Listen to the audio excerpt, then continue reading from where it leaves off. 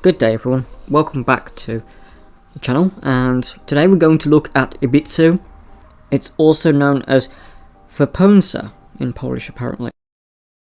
This of course is a manga with some horror and some gore, so if you're not a fan of horror and you're not a fan of gore, I would avoid this one. So what's it about? Well, there's only 12 to 13 chapters, which includes an omake.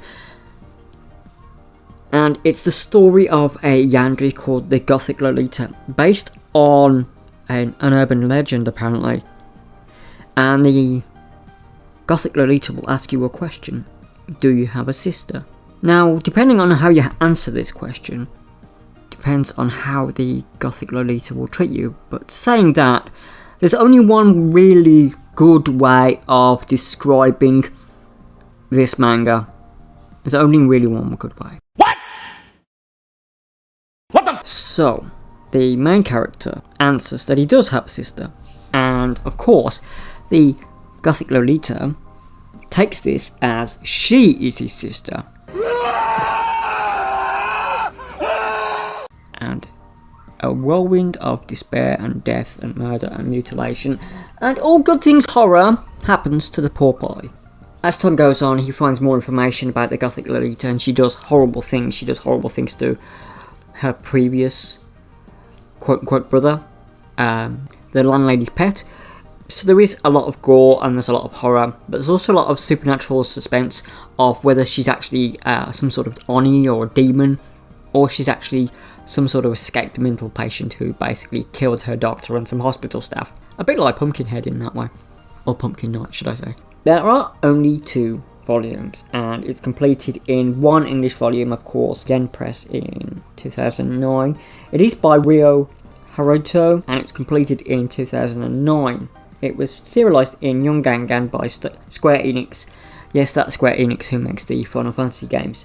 When you look at the Gothic Lolita's design, or this horrific stitched woman with pale white skin and white clothing, contrasting with scars of red, black and red eyes, and other disturbing notes, you only get a sense of dread and despair from her image. The way that she's drawn is almost supernatural, so that's why it adds to the supernatural suspense. But I'm going to be brutally honest, this is one of those ones that you see on a lot of Yandere lists. And they put her up there with Yuno, and they put her up there with Lucy from Elfen Lied, and they put her up there with Akane from Love Tyrant. Is she a yandere in the traditional sense? Probably not. She's more like a Michael Myers type figure, where she just kills because she thinks that you're her brother, and the only way to keep you, her quote-unquote brother, close is to kill you and then stuff you into a teddy bear. No. And while there are some spoilers in this manga is from 2009, and I think that, again, there's only really one way of describing it. What the maybe Sam Neill can help me out.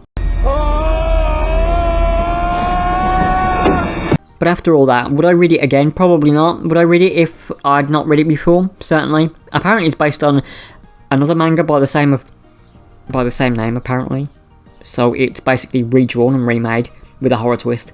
I have never read the original, but apparently this one is a remake in a horror fashion with some supernatural elements. Thank you for joining me on the month of scary or yabe mangas and other interests. This one is a little shorter than the previous video and the other videos, but it's not really much can be said as it's so short, and well, apart from the artwork, I can't really say how good it was because it wasn't really very good. It was okay. The omake is better, like the side chapters, the one after 6 and the omake, they're the best chapters because they add more to the world than this does. So there we go. Thank you all for your time. I've been Trix, you've been you, and yeah, spooky season. Take care of yourselves, and bye bye.